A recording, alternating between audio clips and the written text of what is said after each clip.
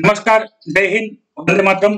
તમારું સ્વાગત છે IAS lifestyle academy daily current affair એનાલિસિસમાં, જેમાં યુપીએસસી સ્પર્ધાત્મક પરીક્ષાની તૈયારી કરતા હોય અને જીપીએસસી સ્પર્ધાત્મક પરીક્ષાની તૈયારી કરતા હોય એવા દરેક વિદ્યાર્થીઓ માટે કરંટ અફેરનું પ્રિપરેશન સારી રીતે થઈ શકે એ હેતુસર આપણે ડેલી બેઝ ઉપર ધ હિન્દુનું ગુજરાતી એનાલિસિસ કરીએ છીએ, જેમાં આપણે એક્ઝામ પોઈન્ટ ઓફ વ્યૂ જે અગત્યની માહિતી હોય એની હું તમારી સાથે ચર્ચા કરું છું અને ઘણી બધી બીજી પણ સિલેબસની સાથે જોડાયેલા તથ્યો સ્ટેટિક એની પણ આપણે ડિટેલમાં ચર્ચા કરીએ છીએ. તો વિદ્યાર્થી મિત્રો, ધ હિન્દુ એનાલિસિસની શરૂઆત કરીએ એ પહેલા નવા વિદ્યાર્થીઓ જે છે એમના માટે. વિદ્યાર્થી મિત્રો, તમે પણ જો ધ હિન્દુની પીડીએફ ડાઉનલોડ કરવા માંગતા હો તો તમે આપણી ટેલિગ્રામ ચેનલ આઈએસ લાઇફસ્ટાઇલ જે સ્ક્રીન પર તમે જોઈ શકો છો એ ફોલો કરી શકો છો, જેના ટોપ પર એક લિંક કરવામાં આવેલી છે. એ લિંકને ફોલો કરીને તમે ડેલી બેઝ ઉપર ધ હિન્દુના પીડીએફ ડાઉનલોડ કરી શકો છો અને વાંચી શકો છો. એ સિવાય વિદ્યાર્થી મિત્રો, તમે પ્રીવિયસ યર ક્વેશ્ચન પેપર અને સિલેબસ ડાઉનલોડ કરવા માટે યુપીએસસી અને જીપીએસસી ના તમે આપણી વેબસાઇટ www.islifestyle.com ની પણ મુલાકાત લઈ શકો છો, જેની લિંક વિડીયોના ડિસ્ક્રિપ્શનમાં પણ આપેલી છે. અને અન્ય પણ સોશિયલ મીડિયા ઉપર તમે જોડાઈ શકો છો, જેની લિંક પણ વિડીયોમાં આપવામાં આવેલી છે.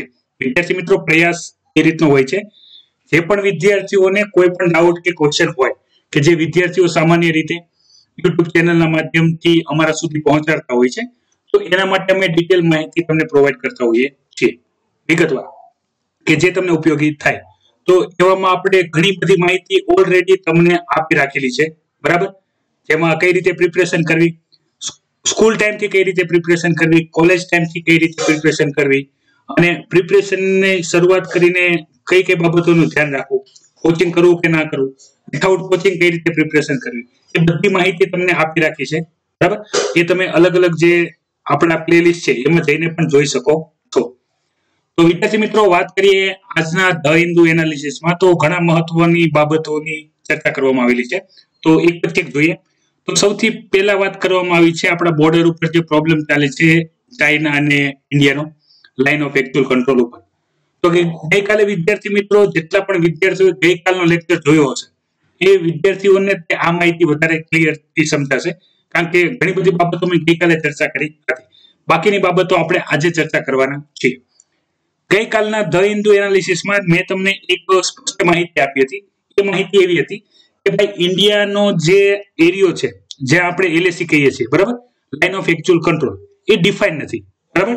ડિફાઇન નથી એટલે માની લો જીઓગ્રાફિકલી વાત કરું અને પછી મેપ બેઝ વાત કરું એટલે તમને ખ્યાલ આવે. તો સૌથી પહેલા સમજો વિદ્યાર્થી મિત્રો કે તમે જોઈ શકો છો, માની લો કે ભાઈ આ જે અક્ષય ચીન વાળો જે એરિયા છે, હમણાં આપણે મેપમાં જોશું એટલે તમને ખ્યાલ આવશે કે જે હિલી એરિયા છે, માઉન્ટેન એરિયા છે, જ્યાં પર્વતો વધારે છે. તો આપણે મેપ જે ડ્રો કરીએ, બરાબર, ઇન્ડિયન મેપ, પોલિટિકલ મેપ કહેવાય એને, તો એની અંદર તો આપણે ઇન્ડિયાની બોર્ડર ડિફાઇન કરી દઈએ, પણ જે આપણે ત્યાં ફિઝિકલી જઈએ, મતલબ મેં તમને જે કાલે બતાવેલું હતું, કાલના જે ધ હિન્દુ એનાલિસિસમાં ફ્રન્ટ પેજ ઉપર જ ન્યૂઝ હતી, મેં તમને બતાવેલું હતું કે ભાઈ જ્યાં ચાઇનાના સિપાહીઓ ઉભેલા હતા, તો એની આગળ જે પથરાના મૂકેલી જે નાની એવી 1 ફૂટની જે તમે આપણા ઘરની બહાર કોઈ ના આવી જાય, બરાબર, ગામડે તમે જોયું હશે કે એમનેમ ભાઈ આપણે બનાવો, જેને દેશી ભાષામાં દેશી દિવાલ કહેવાય, બરાબર, પથરા મૂકીને આપણે જ્યાં કહી દઈએ કે આ લાઈન છે. ઘણી વખત આપણે કબડ્ડી રમતા હોઈએ તો ચપ્પલની લાઈન કરી દેતા હોઈએ અથવા પથ્થર મૂકી દેતા હોઈએ કે ભાઈ આ મુખ્ય લાઈન છે, બરાબર? તો એ રીતની લાઈન કરેલી હોય. તો ત્યારે મેં તમને એક ચર્ચા કરી હતી. ચર્ચા એ રીતની હતી કે ભાઈ આપણી જે પાકિસ્તાનની જે બોર્ડરની વાત કરીએ તો એ વેલ ડિફાઇન છે અને બરાબર ડ્રો કરેલી છે. બસ એને આપણે કમ્પ્લીટલી તારથી શું કરેલ છે, સેપરેટ પણ કરેલી છે. પણ એવી વસ્તુ આપણને જે એલએસી છે ત્યાં જોવા મળતી નથી. તો ઘણા બધા વિદ્યાર્થીઓને ત્યારે પણ ડાઉટ થયો હશે, બરાબર? અને એની માહિતી મેં તમને કીધું હતું કે આપણે એની ડિટેલમાં ચર્ચા કરશું કે શા માટે એલએસી ની લાઈન વેલ ડિફાઇન નથી, એક સેટ આપણે બોર્ડર ડ્રો નથી કરી દેતા. આપણે ગલવાન વેલી વાળી ઘટના જોઈએ, બરાબર, પછી આપણે જે અત્યારે પેંગોંગ લેક વાળો જે ઇસ્યુ અત્યારે ચર્ચા કરવાના છીએ. એની સિવાય પણ ઘણી બધી એરિયા છે કે જ્યાં આપણે બોર્ડરના ડિસ્પ્યુટ ચાલે છે. તો એમાં મુખ્ય જો હું લાઈનોની તમારી સાથે વાત કરું તો સૌથી પહેલા તમે જોઈ શકો છો જોન્સન લાઈન, પછી છે મેકકાર્ટન, મેકડોનલ્ડ લાઈન અને મેકમોહન લાઈન. તો આ ત્રણેય લાઈન તમને ખબર હોવી જોઈએ. ચિંતા ન કરો, મેપ બેઝ સમજાવીશ એટલે તમને વધારે ખ્યાલ આવશે કે કઈ કઈ લાઈનનું ક્યાં છે, શા માટે ઇન્ડિયા છે જે છે બરાબર એ બોર્ડર છે એ ડિસાઇડ નથી કરતું. જે મેં તમને કીધું એકચ્યુઅલી જે એલએસસી હોવી જોઈએ કે ભાઈ આ એલએસસી છે, આને ક્રોસ નહીં કરવાની. કારણ કે મેં તમને ચાઇનાની અંદર વાત કરી હતી કે ચાઇના શું કરે, પોતાની જે ઓરિજિનલ લાઈન હોય ત્યાંથી 20 ડગલા આગળ આવેલી છે. એક્ઝામ્પલ છે બરાબર, 20 ડગલા ગણીને ના ચાલે, એ 20 ડગલા આગળ ચાલી જાય. જો એને રોકવામાં ના આવે તો વધારે આગળ ચાલે બરાબર, અને 20 ડગલાથી આગળ પોતાનો બેઝ બનાવી દે, અને રોકવામાં આવે તો 10 ડગલા પાછળ જતા રહે તો પણ ચાઇના પાસે 10 ડગલા વધારે થઈ જાય. તો આ રીતે કન્ટિન્યુઅસ આગળ વધે છે. તો આપણને એમ થાય કે ભાઈ તો એના કરતા તો બેટર છે કે આપણે જે એલએસી છે બરાબર, જેમ પાકિસ્તાન બોર્ડર આપણી ડિફાઇન છે એ રીતે ડિફાઇન કરી દઈએ. પણ ઇસ્યુ શું છે એ હું તમને ડિટેલમાં ચર્ચા કરું. મેં બે સમજાવું એટલે વધારે ખ્યાલ આવે ડિટેલમાં. તો સૌથી પહેલા સમજો, તમે જોઈ શકો છો આ જે અક્ષય ચીન વાળો એરિયા છે બરાબર, એની વાત છે.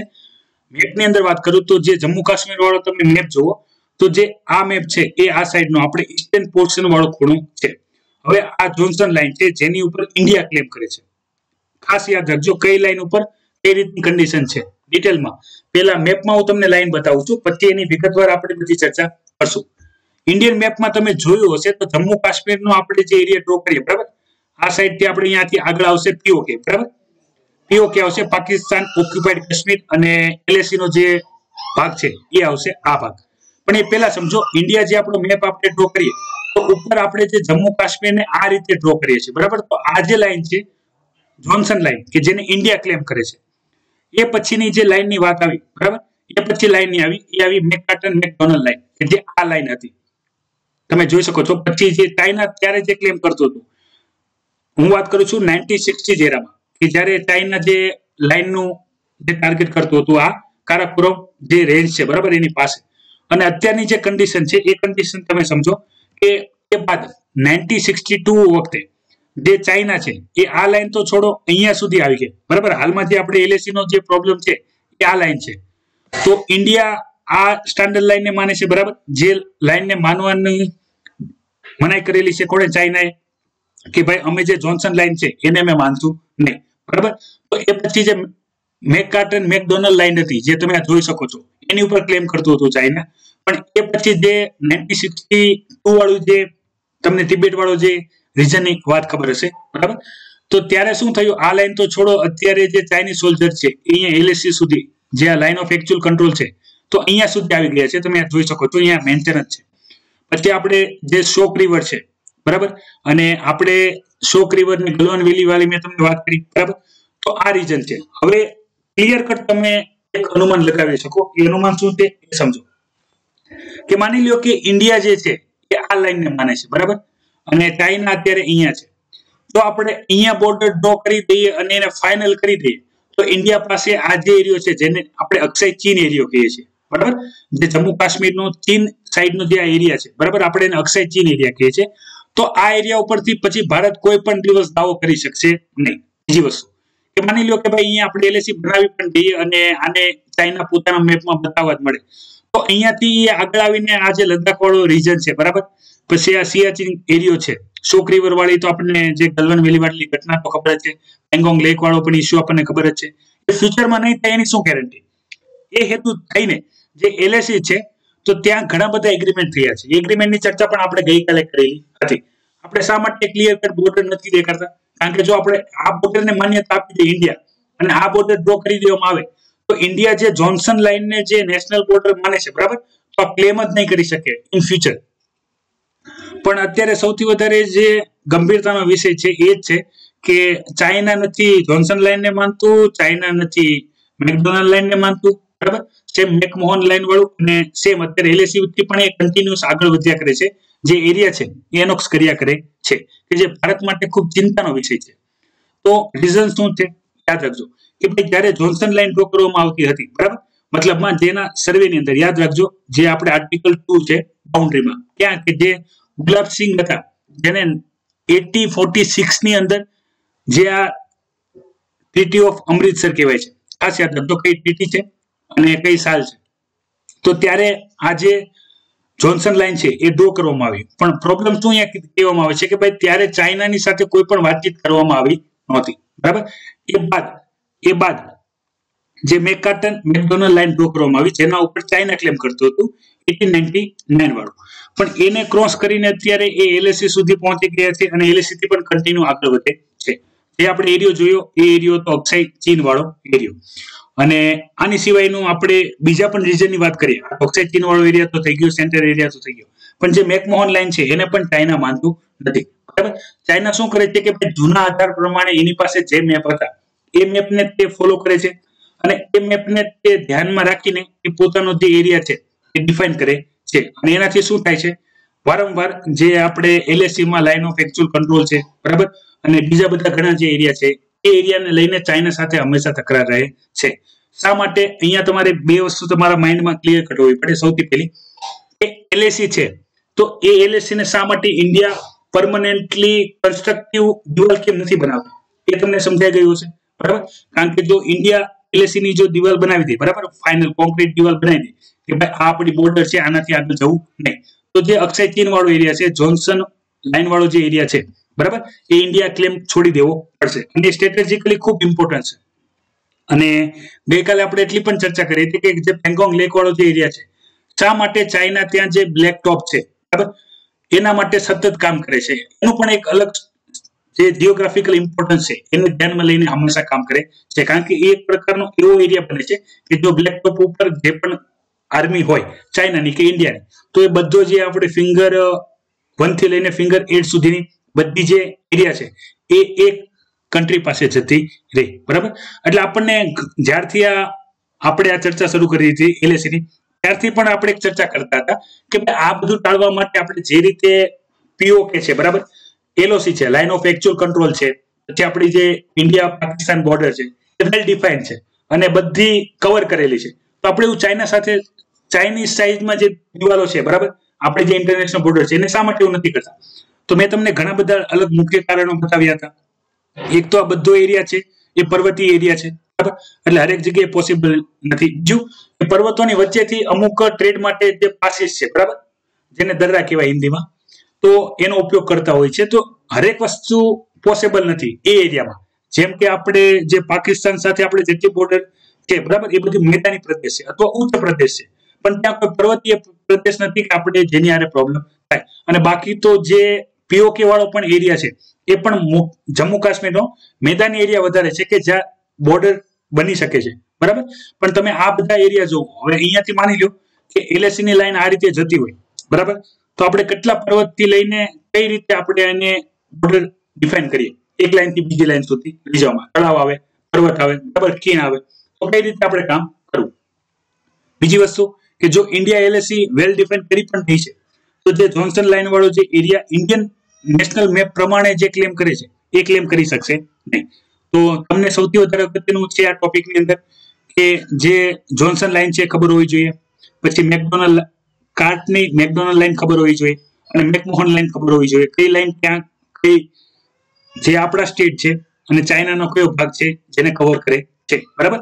જો હજી તમે એ વર્લ્ડ મેપની અંદર કઈ કઈ લાઇન છે એના તૈયાર કરી હોય, પ્લસ કઈ કઈ આપણી મિલિટરી આર્મી ફોર્સિસ છે કે જે એને કવર કરતી હોય, બીએસએફ છે, બરાબર, એની સિવાયની પણ જે આપણે અસમ રાઇફલની વાત કરી, તો એ બધી જે અલગ અલગ બોર્ડર સિક્યુરિટી ફોર્સિસ છે, બરાબર, એ પણ કયો કયો એરિયા કવર કરે છે એ પણ તમને ખબર હોવી જોઈએ. ઇન જનરલ હું ડિટેલમાં નથી કહેતો કે ક્યાં કેટલા સોલ્જર ઉભા એવું નથી કહેતો. પહેલા પ્રથમ તો તમને બોર્ડર ખબર હોવી પડે કે ભારતના પાડોશી દેશો કઈ કઈ બોર્ડરમાં કયા કયા રાજ્યો સાથે અટેચ છે, ત્યાં કઈ કઈ બોર્ડરના નામ આપેલા છે, તો એ નામ ખબર હોવા જોઈએ, બરાબર. જેમ કે મેકમોહન લાઇન છે, બરાબર, પછી એલએસી છે, એલઓસી છે, પછી એની સિવાય જોન્સન લાઇન છે, બરાબર. ઘણા બધા વિદ્યાર્થીઓને નથી ખબર હોતી, જે ફ્રેશર હોય છે. જૂના વિદ્યાર્થીઓને તો ખબર જ હોય છે, કારણ કે ક્વેશ્ચન આવતા હોય તો એ વિદ્યાર્થીએ જો સ્ટડી કર્યા હોય તો એમને ખ્યાલ હોય જ છે. પછી ફરીથી કાલની જે આપણી ચર્ચા હતી, બરાબર, ડિજિટલ ડિવાઇડ, કે જેમાં મેં તમને ઓનલાઈન જે લર્નિંગ છે, ઈ લર્નિંગ છે, એના ચેલેન્જીસ અને જેટલા પણ ઇસ્યુ છે અર્બન એરિયામાં, રૂરલ એરિયામાં, જેમાં આપણે જોયું હતું કે ભાઈ અર્બન એરિયા જે છે ત્યાં 42% એક્સેસ છે, બરાબર, રૂરલ એરિયામાં 15% જ છે. તો આ બધી માહિતીની ચર્ચા આપણે જે કાલ ડિજિટલ ડિવાઇડ છે એની અંદર કરેલી છે. બીજી એડિશનલ ઇન્ફોર્મેશન આપવામાં આવી છે નેશનલ સ્ટેટિસ્ટિકલ ઓર્ગેનાઇઝેશન દ્વારા કે ભાઈ જે હાઉસ હોલ્ડ સોશિયલ કન્ઝમ્પશન છે એજ્યુકેશન માટે ઇન્ડિયા માટે, તો એના વધારે ડેટા આપેલા છે. મેજોરિટી જે ઇન્ફોર્મેશન છે બરાબર, હિમાચલ પ્રદેશ વાળો ઇસ્યુ આપણે કાલે ચર્ચા કરી હતી, ઓડિશા વાળો ઇસ્યુ આપણે કાલે ચર્ચા કરી હતી, તો રિપીટેડ છે. જો ગઈકાલનો વિદ્યાર્થી મિત્રો તમે લેક્ચર ના જોયો હોય બરાબર, તો તમે એ જોઈ લેજો, તો તમને ખ્યાલ આવી જશે હું શું કહેવા માંગુ છું બરાબર. બાકીની ઇન્ફોર્મેશન સેમ જ છે, તો એ આપણે જોઈ લઈએ. હવે આની આગળ તમારી સાથે હું ચર્ચા કરું જે અગત્યની છે એ ટોપિકમાં. તો એક બ્લોકચેન કરીને ટેકનોલોજી છે બરાબર. તમારામાંથી ખાસ એક વિદ્યાર્થી મિત્રો એક એક્ટિવિટી છે, ધ્યાન લઈ દેજો, પછી આપણે એને આગળ ઇન ડિટેલ ચર્ચા કરીએ. તમારામાંથી એવા કેટલા વિદ્યાર્થીઓ છે કે જેની પ્રિપેરેશન યુપીએસસી પ્રિપેરેશન ભલે કોલેજ થી કરતા હોય કે સ્કૂલિંગ થી કરતા હોય, 1 વર્ષ કે 2 વર્ષ થઈ ગઈ હોય બરાબર, એ ખાસ જાણ કરજો. જેને પણ તમે બધા શું કરો, તમે યુપીએસસી ની પ્રિપેરેશન ક્યારે સ્ટાર્ટ કરી એ સાલ છે એ વિડીયોની કોમેન્ટ બોક્સમાં કોમેન્ટ કરો. બીજી વસ્તુ, પ્રેઝન્સ પુરાવા માટે તમે પ્રેઝન્ટ સર કરીને કોમેન્ટ કરી શકો છો. કોઈ પણ માહિતી ગમી હોય તો એ માહિતી જે ઇન્ફોર્મેટિવ છે એના માટે થેન્ક યુ બરાબર, અમેઝિંગ ઇન્ફોર્મેશન કંઈ પણ તમે કોમેન્ટ કરી શકો છો. તો ખાસ ઇન્ટરેક્શન કરો એટલે મને ખ્યાલ આવે કેટલા વિદ્યાર્થીઓ રેગ્યુલર છે. કારણ કે હું વારંવાર એક માહિતી આપતો હોઉં છું કે યુપીએસસી ની તૈયારી ખાલી એનસીઆરટી અને જીએસ પૂરતી લિમિટેડ નથી બરાબર. એનસીઆરટી અને જે જીએસ છે એ તમારી પ્રિપરેશનનો ખાલી 30% છે. મતલબમાં તમારી પાસે જે યુપીએસસી નો સિલેબસ છે બરાબર, અને મેં તમને જે માહિતી આપી છે એનસીઆરટી માં કઈ કઈ બુક વાંચવી એ બધું તમે એડ કરી દો બરાબર, બધા સબ્જેક્ટ બધી બુક્સ બધું, તો એ તમારી પ્રિપરેશનના ખાલી 30% છે. રેસ્ટ 70% માં તમારું કરંટ અફેર અને તમારી પ્રેક્ટિસ અને રિવિઝન આ બધું વસ્તુ આવશે બરાબર, એ તમને ખાસ ઉપયોગી થશે. તો મને પણ ખ્યાલ આવે કેટલા વિદ્યાર્થીઓ રેગ્યુલરલી પ્રિપેર કરે છે બરાબર. બાકી લાખો વિદ્યાર્થીઓ છે કે જે કોઈના કોઈ માધ્યમથી અમારા સુધી પહોંચતા હોય છે, માહિતી લેતા હોય છે બરાબર, તૈયારી કરતા હોય છે, કોઈ પણ કારણોસર કે ભાઈ ઉત્સાહિત થઈ ગયા હોય, એને કંઈ પણ પૈસા કે પાવર અગત્યનું લાગ્યું હોય પણ પ્રિપરેશન કન્ટિન્યુ કરી શકતા નથી. તો ખાસ ટાર્ગેટ રાખો, જે વિદ્યાર્થીઓ કરંટ અફેરની પ્રિપરેશન રેગ્યુલરલી કરે છે એ વિદ્યાર્થીઓ વધારે સ્કોર કરે છે, પ્રિલિમ્સ હોય કે મેન્સ હોય બરાબર. ઇન્ટરવ્યુમાં પણ, કારણ કે ઇન્ટરવ્યુમાં પણ તમને એડિશનલ જે ઇન્ફોર્મેશન હોય આઉટ ઓફ ધ બુક એ વધારે પૂછવામાં આવતી હોય છે બરાબર, કારણ કે બુકની અંદર વાંચેલું હોય એટલા માટે તો તમે ઇન્ટરવ્યુ સુધી પહોંચ્યા હો બરાબર, કારણ કે તમારું નોલેજ ચેક થઈ ગયું છે, તમે બરાબર પ્રિપરેશન કર્યું છે એ ચેક થઈ ગયું છે. હવે ખાલી તમારી પર્સનાલિટી ચેક કરવા માટે જ ઇન્ટરવ્યુ હોય છે. તો ખાસ તમારી પ્રેઝન્સ પુરાવજો, તમારું નામ, તમારો એરિયા કોમેન્ટ કરજો અથવા પ્રેઝન્ટ સર કોમેન્ટ કરજો, એટલે મને ખ્યાલ આવે કેટલા વિદ્યાર્થીઓ કરંટ અફેરની રેગ્યુલર પ્રિપરેશન કરે છે. આપણે વિદ્યાર્થીઓને ધ્યાનમાં લઈને ગુજરાતી અને હિન્દી બંને લેંગ્વેજમાં એનાલિસિસ કરીએ છીએ, તો તમે જે પણ માધ્યમમાં એક્ઝામ આપવાના હો બરાબર, તમને ઉપયોગી થાય, સમજવું તમને સરળ બને. હવે હું ખાસ વાત કરી દઉં બ્લોકચેનની. તો વિદ્યાર્થી મિત્રો, બ્લોકચેનનું નામ આવશે ત્યારે સૌથી પહેલા તમારા મગજમાં ક્રિપ્ટોકરન્સી આવશે. જો જૂના વિદ્યાર્થી હશે તો, અને એને ક્રિપ્ટોકરન્સી તૈયાર કરી હશે તો વિદ્વાન, તો ક્રિપ્ટોકરન્સીનું નામ આવશે તો સૌથી પહેલા શરૂઆત થાય આપણે ક્રિપ્ટોકરન્સી કઈ છે. તો સૌથી વધારે જે ક્રિપ્ટોકરન્સીનું તમે નામ સાંભળ્યું હશે એ હશે બિટકોઇન અને બીજું હશે ઇથેરિયમ કોઇન બરાબર. કોઇન કેમ કહું છું, કારણ કે બિટકોઇન અને ઇથેરિયમ કોઇન એ ક્રિપ્ટોકરન્સી છે. ક્રિપ્ટોકરન્સી એટલે શું એ પણ હું તમને સમજાવી દઉં. ટાઈપ ઓફ કરન્સી આવશે, તમારી ઇકોનોમીની અંદર ક્લિયર કરવાનું છે બરાબર. એક કહેવાય ફિઝિકલ કરન્સી. ફિઝિકલ કરન્સી એટલે શું, કે તમે, હું તમને કહું 1 રૂપિયાનો સિક્કો તમે જોયો છે, તમે આ પાડશો. 1 રૂપિયાના સિક્કાને તમે હાથમાં લીધો, તમે આ પાડશો. બીજું, હું તમને પૂછી કે ભાઈ તમે 2000 રૂપિયા જોયા છે, તમે આ પાડશો. હું તમને એમ કહું કે ભાઈ તમે 2000 રૂપિયા હાથમાં લીધા છે તો પણ તમે હા પાડશો. ના લીધા હોય તો કોઈ વાંધો નહીં, 100, 500, 200 કોઈ પણ નોટ તો તમે હાથમાં લીધી જશે. તો એક એવી ચલણ કે જે તમે ફિઝિકલી ટચ કરી શકો છો બરાબર, એ ફિઝિકલ કરન્સી છે બરાબર, કે જેને આપણે અલગ ઇકોનોમીની અંદર પણ ઘણા કોન્સેપ્ટ સમજશું ઇકોનોમીની અંદર કરન્સીનો, તમને ખ્યાલ આવશે. ડેવલપમેન્ટ પણ આપણે જોશું કે ભાઈ બાર્ટર સિસ્ટમથી લઈને આપણે અત્યારે ડિજિટલ ટ્રાન્ઝેક્શન કરીએ છીએ. બીજી હોય છે વર્ચ્યુઅલ કરન્સી. હવે વર્ચ્યુઅલ કરન્સીમાં પણ અલગ અલગ ટાઈપ આવશે. એક આવશે ક્રિપ્ટોકરન્સી અને એક આવશે રેગ્યુલર કરન્સી. રેગ્યુલર કરન્સી શું છે એ હું તમને કીધું. માની લો કે તમે તમારા પેટીએમ ની અંદર 100 રૂપિયા છે બરાબર, તો હું તમને કહું તમે 100 રૂપિયા જોઈ શકો છો, તમે આ પાડશો કારણ કે છે તમારા વોલેટની અંદર. પછી હું તમને કહું એ 100 રૂપિયા તમે અડી શકો છો, તમે ના પાડશો નહીં બરાબર.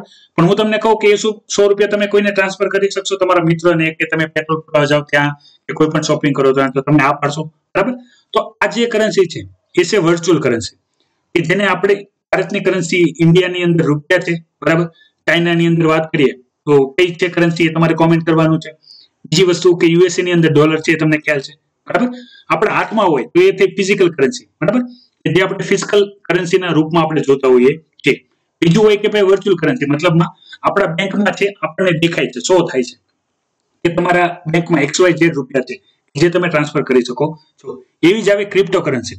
હવે ક્રિપ્ટો કરન્સીની બિટકોઇનની માન્યતા મળી ગઈ છે, બરાબર. એક સમય હતો કે જ્યારે બિટકોઇન માન્યતા નતું ધરાવતું, બરાબર, તો પણ એ ચલણમાં તો હતું જ, કારણ કે ઇન્ટરનેશનલી ગ્લોબલી જે એનો વપરાશ થતો હતો, અલગ અલગ માઇનિંગ થતા હતા બિટકોઇનના. બિટકોઇન જનરેટ થાય પછી એનું સેલ થતું હતું. બિટકોઇનના અલગ અલગ રેન્જ હોય છે, બિટકોઇનના અલગ અલગ ભાવ હોય છે, ડોલરમાં હોય, આપણે રૂપિયામાં એને કન્વર્ટ કરવાના હોય છે.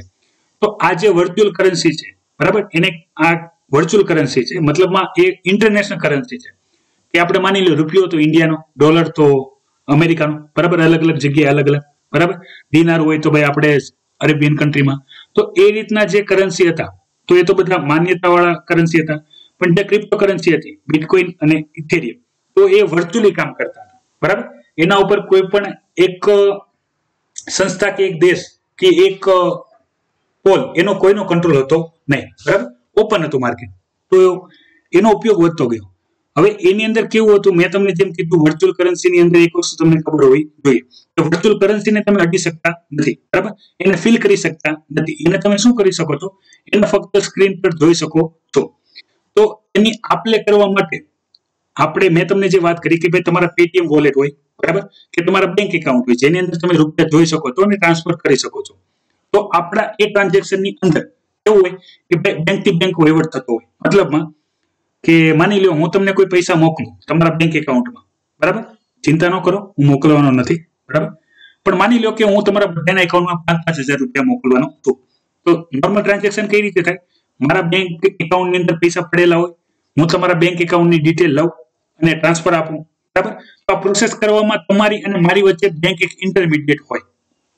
પણ આ જે ક્રિપ્ટો કરન્સી છે એમાં મેં તમને વાત કરી કે કોઈ એક સંસ્થાની શું નથી હોતું, કંટ્રોલ હોતું નથી.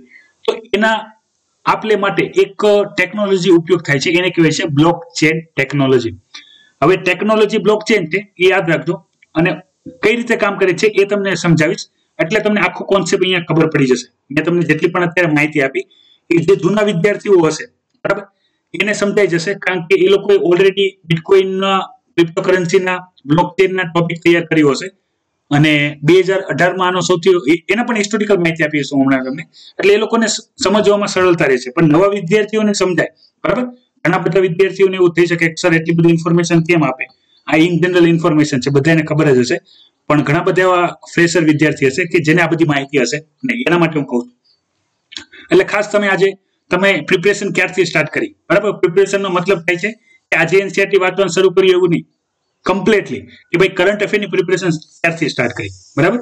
કારણ કે આપણે જે પાઠ્યપુસ્તકો છે એ તો સ્કૂલ ટાઈમથી વાંચતા હોઈએ, પણ એને તૈયારી ના કહેવાય. તૈયારી મતલબ કે આજે હું 2 કલાક યુપીએસસી ની તૈયારી માટે કોઈ પણ જીએસ કોઈ પણ સબ્જેક્ટ વાંચું છું અને કરંટ અફેર વાંચું છું, તો એને તૈયારી કરવી. તો એ ખાસ કોમેન્ટ કરજો, એટલે મને ખ્યાલ આવે કે ભાઈ કેટલી જૂની ઇન્ફોર્મેશન છે કે જે તમારી પાસે હશે અને મારે બાકીની ઇન્ફોર્મેશન તમને આપવી પડશે, બરાબર.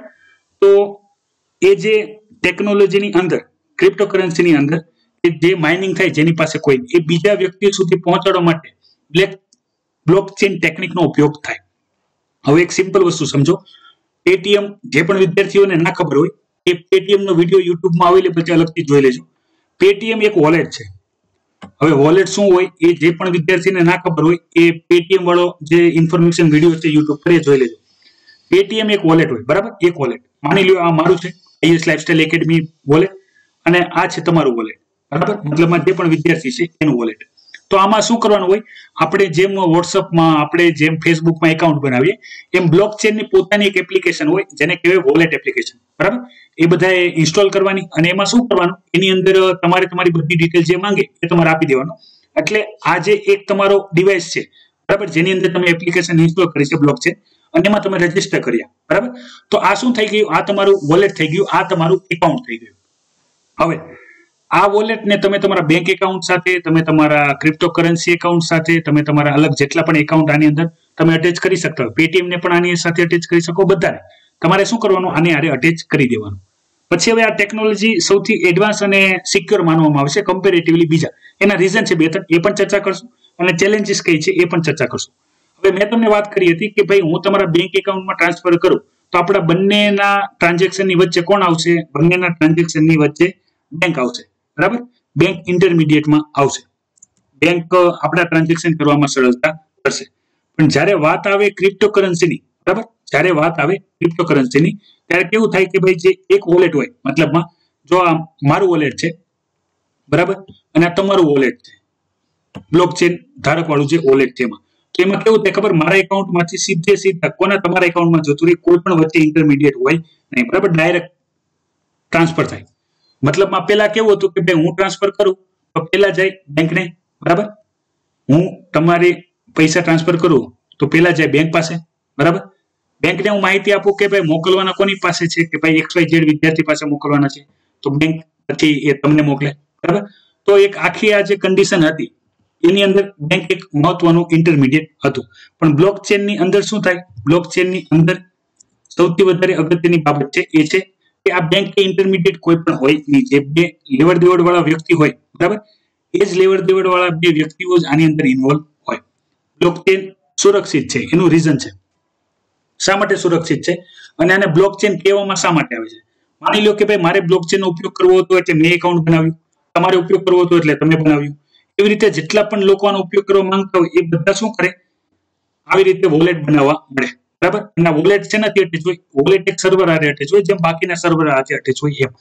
હવે આ કન્ડિશન જોવો, જે બેંક ટ્રાન્ઝેક્શન છે, બરાબર, આપણને ઘણી વખત ખબર હોય કે ભાઈ કોઈ પિન માંગે તો પિન આપી ના દેવી, કારણ કે એનાથી શું થશે? ફ્રોડ થવાના ચાન્સ વધારે છે. એવા ચાન્સ આ ટેકનોલોજીમાં હોતા નથી. એનું રીઝન છે કે ભાઈ જ્યારે કોઈ પણ ટ્રાન્ઝેક્શન થઈ રહ્યું હોય, બરાબર, કોઈ પણ ટ્રાન્ઝેક્શન થઈ રહ્યું હોય ત્યારે આ બેની વચ્ચે કોઈ નથી. આ બે પોતાની રીતે, તમે મને પૈસા ટ્રાન્સફર કરો છો એ તમે જાણતા હો અને હું જાણતો હોઉં, બરાબર, વધારે કોઈ જાણતા હોય નહીં. બીજું કે આ સિસ્ટમની અંદર બધો ડેટા જે બેંકના સર્વર હોય એની પાસે હોય, એક જ ડેટા હોય, બરાબર? એ ડેટા ક્યાં હોય? બેંક પાસે જ હોય. આને પણ બેંક પાસે જોવાનું અને આ વ્યક્તિએ પણ બેંક પાસે જોવાનું. પણ બ્લોકચેનની અંદર કેવું હોય કે ભાઈ માની લો કે ભાઈ આ બે વચ્ચે ટ્રાન્ઝેક્શન થયા, બરાબર, મારી અને તમારી વચ્ચે ટ્રાન્ઝેક્શન થયા, તો એક ઇન્ફોર્મેશન કઈ રીતના હોય? એક ઇન્ફોર્મેશન સર્વરમાં હોય, જેમ આ કન્ડિશનમાં હોય એમ, અને બીજી ઇન્ફોર્મેશન આ બંને પાસે હોય, બરાબર? એટલે મલ્ટિપલ બોક્સ તૈયાર થાય ઇન્ફોર્મેશન, કે જેથી કોઈ એક વ્યક્તિ આ બધી ઇન્ફોર્મેશનને શું ના કરી શકે? એક્સેસ ના કરી શકે. તો આખી ટેકનોલોજીની મેં તમને ઇન ડિટેલ ચર્ચા કરી બ્લોકચેનની. હવે આપણે આપણા યુપીએસસી ટોપિક ઉપર આવી જઈએ. એટલી આ બેકગ્રાઉન્ડ હિસ્ટ્રી હતી જે 2018 ની અંદર ઓલરેડી કરંટ અફેરમાં જે પણ વિદ્યાર્થીઓ તૈયારી કરતા હતા, બરાબર, એ બધા વિદ્યાર્થીઓને ખબર હોય એ ઇન્ફોર્મેશન. હવે કામની ઇન્ફોર્મેશન શરૂ કરી. 2016માં એક નવી ટેકનોલોજી જે બ્લોકચેન ટેકનોલોજી હતી, જે ક્રિપ્ટોમાં વધારે ઉપયોગ થઈ રહી હતી, તો એની ઉપર વિચાર કરવામાં આવ્યો કે શું આપણે આ સિક્યોર ટેકનોલોજીનો ઉપયોગ કરીને, હમણાં આપણે એડિટોરિયલ જોવાના છીએ એટલે તમને વધારે માહિતી ખબર પડશે કે બ્લોકચેનનો સિક્યોરિટી જે આ એપ છે એનો ઉપયોગ કરીને આપણે બાકી કોઈ ઇન્ફોર્મેટિવ કાર્ય કરી શકીએ છીએ. તો ત્યારે સર્ચ કરવામાં આવ્યું કે ભાઈ આનાથી રિમોટ વોટિંગ થઈ શકે છે, બરાબર? તો 2018માં જે અરુણ જેટલીજી જ્યારે જીવિત હતા, બરાબર, તો ત્યારે એને એક વાત કહી હતી કે ભાઈ જો આ સિક્યોર ટેકનોલોજી છે, બરાબર, વોલેટ ટેકનોલોજી જો સિક્યોર હોય તો આપણે એને ઇમ્પ્લિમેન્ટ કરવી જોઈએ દરેક સેક્ટરમાં. તો ત્યારે વાત થઈ હેલ્થકેર સેક્ટર માટે, બરાબર, પછી પબ્લિક ડિસ્ટ્રીબ્યુશન સિસ્ટમ માટે, અને બાકી જે અત્યારે તમે જોઈ શકો છો જેનો આ ટોપિક છે કે ભાઈ ઇલેક્શન માટે, બરાબર. તો 2018નો પ્રોજેક્ટ શરૂ હતો. મેં તમને જેટલી પણ ઇન્ફોર્મેશન આવી એ અમે 2018ની અંદર જે પણ વિદ્યાર્થીઓ તૈયારી કરતા હશે એ બધા વિદ્યાર્થીઓને આ ઇન્ફોર્મેશન ડીપમાં ખબર હશે, કારણ કે એમાં અમે કલાકો સુધી આ ઇન્ફોર્મેશનની ચર્ચા કરી હતી સમજાવવા માટે કે ભાઈ બ્લોકચેન ટેકનોલોજી શું છે, પછી ડિજિટલ વોલેટ શું હોય, ટ્રાન્ઝેક્શન કઈ રીતે થાય, ટ્રાન્ઝેક્શન સોર્સ કેટલા હોય, બરાબર. તો એમાં જે એક આવે વ્હાઇટ લિસ્ટેડ આઈપી, બરાબર, જે સિક્યોર હોય છે બ્લોકચેનની અંદર, કારણ કે બે ટ્રાન્ઝેક્શનની અંદર કોઈ ઇન્ટરમીડિયેટ હોતું નથી, બરાબર. બીજી વસ્તુ કે ભાઈ પ્રોસેસ થવા માટે પણ મલ્ટિપલ એપ્રુવલના જરૂર પડતા હોય છે, તો જેને લીધે સિક્યોર ટ્રાન્ઝેક્શન જ થાય છે, બરાબર, કે ફ્રોડના ચાન્સ ઓછા રહે છે. તો એને ધ્યાનમાં લઈને સૌથી પહેલા ચર્ચા કરવામાં આવી કે ભાઈ આપણે રિમોટ વોટિંગની અંદર બ્લોકચેન ટેકનોલોજીનો ઉપયોગ કરી શકીએ કે નહીં. હવે રિમોટ વોટિંગ શું છે એ તમને સમજાવી દો કે ભાઈ માની લો કે ભાઈ એક રાજ્યની અંદર જે લોકો છે જેને વોટિંગનો રાઇટ છે, જેની પાસે ઇલેક્શન કાર્ડ છે, પણ એક કામ માટે થઈને માની લો કે ભાઈ આપણામાં પણ એવા વિદ્યાર્થીઓ હશે કે જે આઈટી એક્સપર્ટ હોય તે બેંગ્લોરની અંદર કામ કરતા હોય, ઘણા બધા ચેન્નાઈની અંદર હોય, કોઈ કોલકાતાની અંદર હોય, બરાબર, પણ ગુજરાતના વોટર હોય, તો આપણે શું વિચારીએ કે ભાઈ કોઈ પણ કારણોસર આપણે એને કોઈ એવી ટેકનોલોજી જો આપી શકીએ કે ભાઈ ત્યાંથી ને ત્યાંથી એ લોકો વોટ કરી શકે, બરાબર, એવી કોઈ પણ સુવિધા ઉભી કરીએ કે ભાઈ એ ત્યાંથી વોટ કરી શકે પોતાના એરિયાના જે પણ XYZ MLA છે એને, તો આપણે જેનાથી કેવું થાય કે ભાઈ આપણે જે 51 મિલિયન પીપલ છે કે જે અલગ જગ્યાએ રહે છે, સેન્સસ યાદ રાખજો 2011, બરાબર, અત્યારે 2020ના સેન્સ 2021-22ના સેન્સસ આવવાના હતા પણ લગભગ હવે ડિલે થઈ જશે, ત્યાં સુધી આપણે જૂના ડેટાનો જ ઉપયોગ કરવો જોશે. તો કેવું થાય કે ભાઈ ઘણા બધા આપણે અત્યારે જ કોરોના વાયરસમાં જોયું કે ભાઈ જે માઇગ્રન્ટ વર્કર હતા, બરાબર, જે એક રાજ્યમાંથી બીજા રાજ્યમાં કામ માટે ગયા હતા, તો પોતાના રાજ્યના જે પણ કોઈ માની લો કે MLA છે, MP છે, એ લોકોએ બહુ ફોકસ કર્યું નહીં, કારણ કે જે બીજા રાજ્યમાં છે જે ઇલેક્શનની અંદર વોટ કરવા આવતા નથી એની એમને ચિંતા હોતી નથી. તો જો આવા અલગ રાજ્યની અંદર રહેતા જે પણ મતદાન કરતા લોકો હોય એને જો વોટિંગનો રાઇટ્સ મળે તો જે પણ સંસ્થા હોય, લોકલ સંસ્થા, બરાબર, એ પણ ધ્યાન રાખે કે ભાઈ એને મત આપણે જોઈએ છીએ તો આપણે એના માટે યોગ્ય કાર્ય કરવા જોઈએ. તો બ્લોકચેન ટેકનોલોજીનો ઉપયોગ કરીને આપણે કઈ રીતે રિમોટ વોટિંગથી સિક્યોર આપણે એ લોકો પાસે વોટિંગ કરાવી શકાય, તો એની ટેકનોલોજીની શોધ કરવા માટે બ્લોકચેન વોટિંગ સિસ્ટમ જે જનરલ ઇલેક્શનમાં વપરાય એના માટે ટ્રાયલ રિસર્ચ શરૂ થઈ ગયા હતા 2018થી, બરાબર. તો એમાં ઘણા બધા ટેસ્ટ થયા છે અને એના જ આપણી સામે બધા ડેટા છે. ખાસ કરીને વાત કરવામાં આવી છે કે ભાઈ આના મેં તમને કીધું આ સિક્યોર ટેકનોલોજી છે પણ એટલી બધી સિક્યોર પણ નથી, કારણ કે અહીંયા વાત કરવામાં આવી છે કે ભાઈ જે પણ વોટર હશે, બરાબર, જે બ્લોકચેન વોટિંગ નહીં રિમોટ વોટિંગની અંદર વોટ કરવાના હોય, બરાબર, તો એ લોકોના બાયોમેટ્રિક્સનો ઉપયોગ કરીને આપણે વોટ કરશું. મતલબમાં કે માની લ્યો કે ભાઈ મારું જ નામ છે, બરાબર, ઉમેશ પ્રજાપતિ સર, બરાબર, પ્રજાપતિ સર જ વધારે કહે છે બધા, પણ માની લો કે ભાઈ હું ઉમેશ પ્રજાપતિ છું તો મારો બાયોમેટ્રિક્સ એટલે મારી પાસે આધાર કાર્ડ છે, તો મારા બાયોમેટ્રિક્સ ડેટા ઓલરેડી ગવર્મેન્ટ પાસે છે, તો હું જાઉં વોટિંગ માટે, બરાબર, મારો બાયોમેટ્રિક સ્કેન કરવામાં આવે એટલે અપ્રુવલ થાય કે આપણે હું પોતે છું અને પછી હું વોટિંગ કરી શકું, બરાબર, મારા એરિયામાં જે પણ વ્યક્તિ ઉભા હોય એને. તો અહીંયા ચેલેન્જીસની વાત શું કરવામાં આવી કે ભાઈ માની લો કે ભાઈ જે આ ટોટલી ઓપરેશન છે એ ફિઝિકલી તો આપણે બાયોમેટ્રિક્સ થ્રુ કરી શકીએ, પણ જો કોઈ ક્લોન કરી નાખે આ બાયોમેટ્રિક્સ, બરાબર, ક્લોન એટલે સમજો ક્લોનનો મતલબ શું છે કે ભાઈ મારી જે બાયોમેટ્રિક છે તમે જોઈ શકો, બાયોમેટ્રિક્સ એટલે એક પ્રકારનું વર્ચ્યુઅલ જ હોય, બરાબર, ડેટા વર્ચ્યુઅલ ડેટા હોય, મારા જેટલા પણ રેકોર્ડ છે વર્ચ્યુઅલી હોય, તો એનું જો ક્લોન ઊભું કરીને એક જ વ્યક્તિ જાય, અંગૂઠો મૂકે એટલે મારું નામ બતાવે, બીજો અંગૂઠો મૂકે એટલે તમારું નામ બતાવે, તો આવી રીતે જો મિસયુઝ કરે, બરાબર, તો જે ઓલરેડી બેલેટ પેપર છે, બરાબર, ઇલેક્શન મશીન છે એને લઈને એટલા પ્રોબ્લેમ ચાલે છે, તો આ એક પ્રોબ્લેમ નવો ઉભો થઈ જાય. પણ ટેકનોલોજી છે આના પણ ઘણા બધા અપડેટ્સ આવશે તો આપણે ડિટેલમાં ચર્ચા કરશું વન નેશન વન વોટર આઈડીની અંદર, બરાબર. તો આ બધી બાબતો છે, હજી આમાં અપડેટ્સ આવશે કે કેટલા ચેલેન્જીસ, ઘણા બધા ટેસ્ટ હશે, બધું ફાઇનલ થઈ જાય કે ભાઈ સિક્યોર છે, આનું કંઈ ચેન્જ નથી કરી શકાતું, બરાબર, આનું ક્લોન નથી થઈ શકતું, ત્યારે એપ્લિકેબલ થશે. પછી અહીંયા વાત કરવામાં આવી છે વેક્સિનની વિશે, બરાબર, ગ્લોબલી. તો એસ્ટ્રેઝેનેકાની આપણે મેં તમને વાત કરી હતી કે ભાઈ એસ્ટ્રેઝેનેકાની જે ઓક્સફોર્ડ યુનિવર્સિટી દ્વારા જે વેક્સિન બનાવવાની હતી, તો ભારતમાં જે સિરમ ઇન્સ્ટિટ્યૂટ છે એનું માસ પ્રોડક્શન કરવાનું હતું, બરાબર, તો એ માસ પ્રોડક્શન અત્યારે રોકી દેવામાં આવ્યું છે. રીઝન શું છે કે ભાઈ સેફ્ટી મોનિટર, મતલબમાં જે માની લો વેક્સિન બની પણ જાય, જે મેં તમને વાત કરી હતી કે ભાઈ વેક્સિન બની જશે, બરાબર, વેક્સિન બની જશે અને લોકો સુધી આપણે એને પહોંચાડી પણ દઈશું, પણ જો એની કોઈ સાઈડ ઇફેક્ટ પછી ખબર પડી કે જે બધા લોકો ઉપર થશે તો એને કંટ્રોલ કરવું મુશ્કેલ થઈ જાય. તો સેફ્ટી ડેટાને લઈને હજી એના ઉપર રિસર્ચ કરવામાં આવે છે ઇન્ડિયામાં, અમેરિકામાં, યુકેમાં, બરાબર, WHO અને હરેક જગ્યાએ કે ભાઈ કોઈ પણ side effect, major side effect ના દેખાય અને કન્ફર્મ થઈ જાય એ બાદ આનું માસ પ્રોડક્શન કરવું જોઈએ અને માર્કેટમાં બધા સુધી પહોંચાડવું જોઈએ કે ભાઈ જેથી આપણે કેવું થાય કે ભાઈ માસ પ્રોડક્શન કર્યા પછી જો માર્કેટમાં આપણે બધી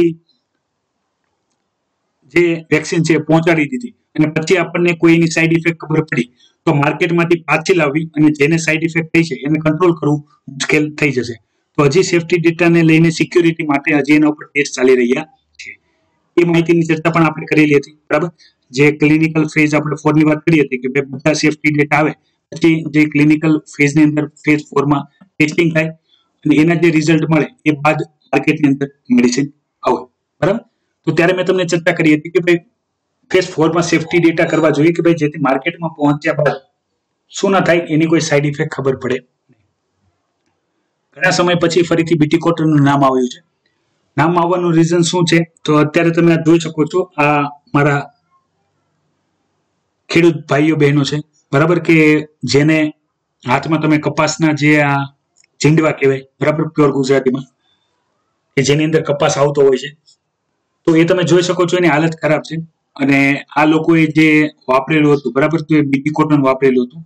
તો બીટી કોટન જયારે આવ્યું હતું તો ત્યારે એને આપણે ઘણું બધું વધાવ્યું હતું, પણ અત્યારે એના ઘણા બધા દરેક જાતના જેટલા પણ તથ્ય છે અહીંયા ચર્ચા કરેલી છે. તો આ પણ બહુ જૂનો ટોપિક છે, બરાબર.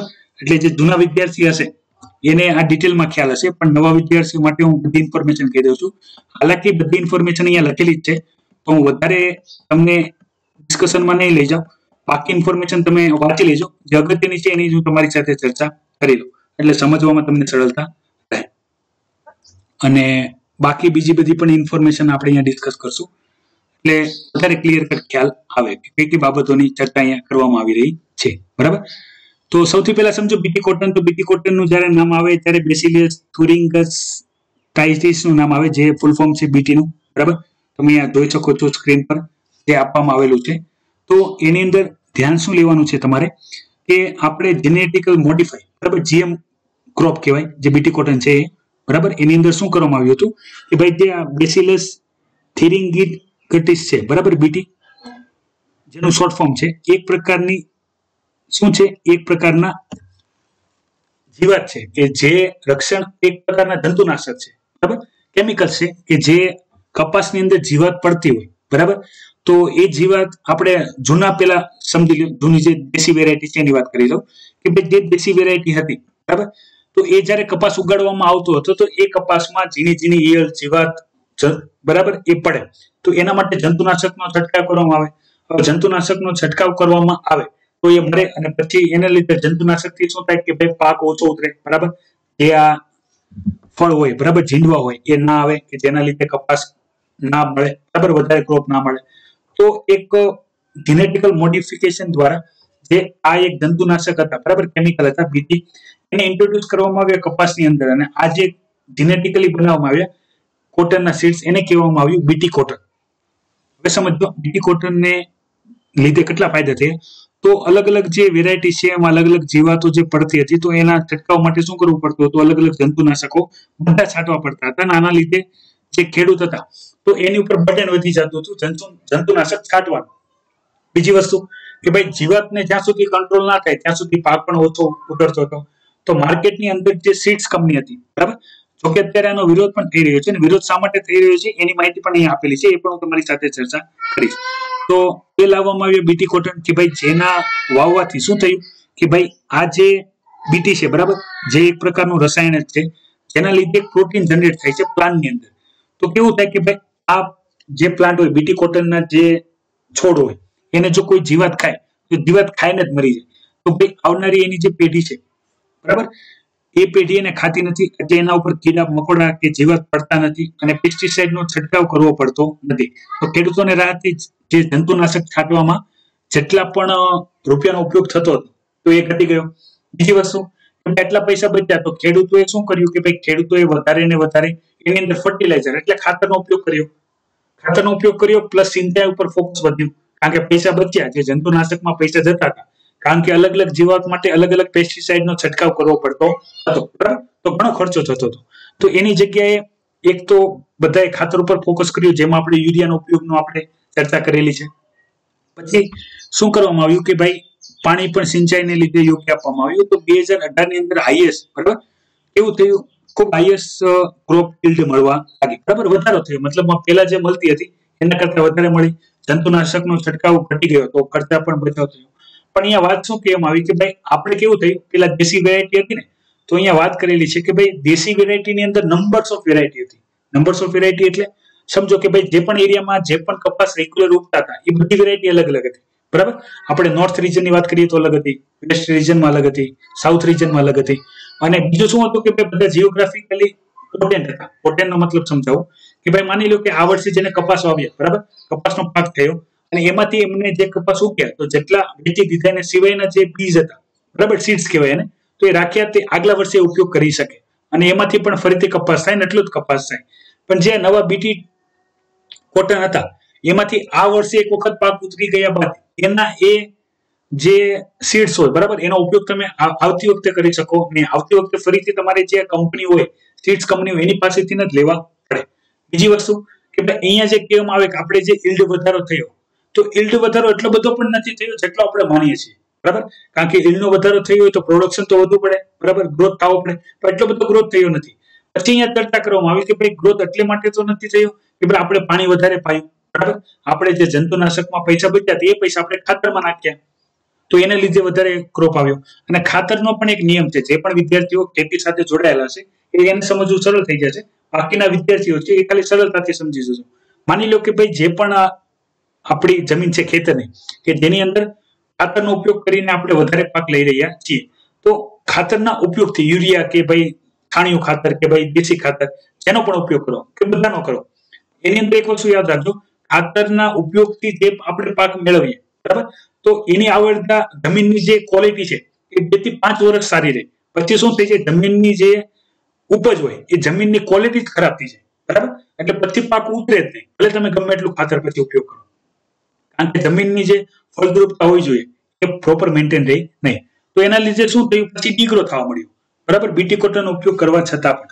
તો અત્યારે કેવું થાય છે કે હાલમાં તમે જે આ ફોટાની અંદર મેં તમને જે બતાવ્યા હતા કે અત્યારની જે જીઓગ્રાફિકલ કન્ડિશન હતી એ બીટી કોટન એમાં સર્વાઈવ કરી શકી નહીં.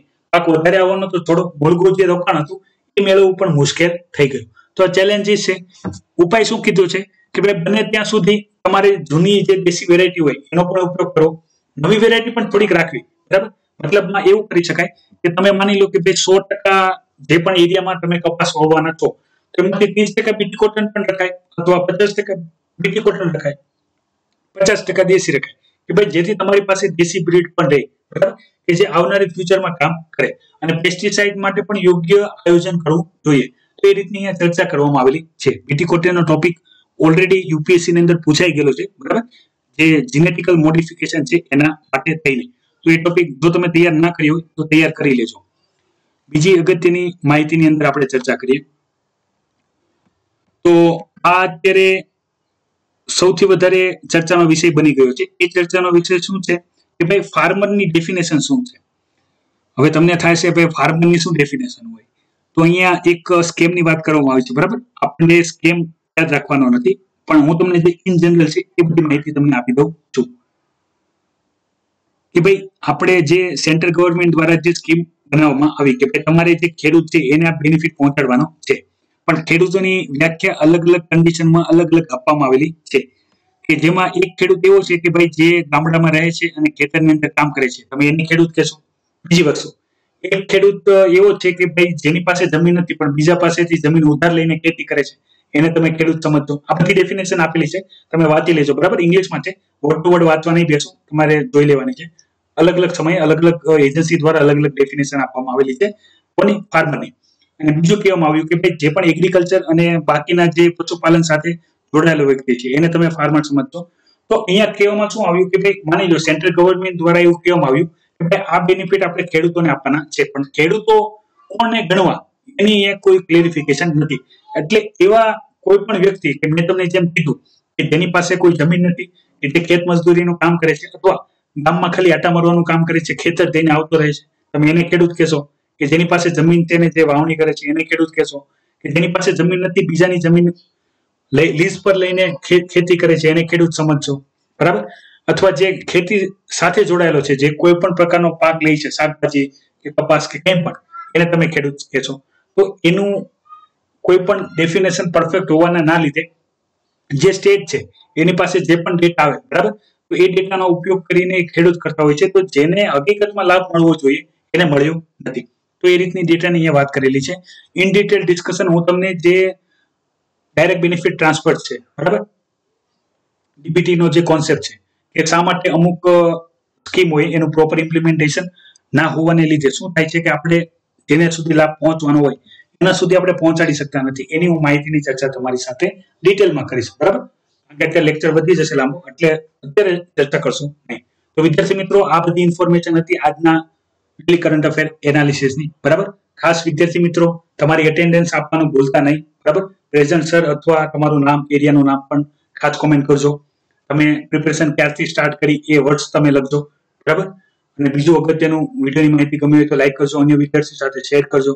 તમે નવા છો તો અવશ્ય ચેનલને સબસ્ક્રાઇબ કરજો. અંતે વિદ્યાર્થી મિત્રો, તમે બધા કરો મજા, મને આપો રજા. લાઈવ લેક્ચરમાં જોડવા બદલ આભાર. જોતા રહો IS Lifestyle યુટ્યુબ ચેનલ. જય હિન્દ, વંદે માતરમ.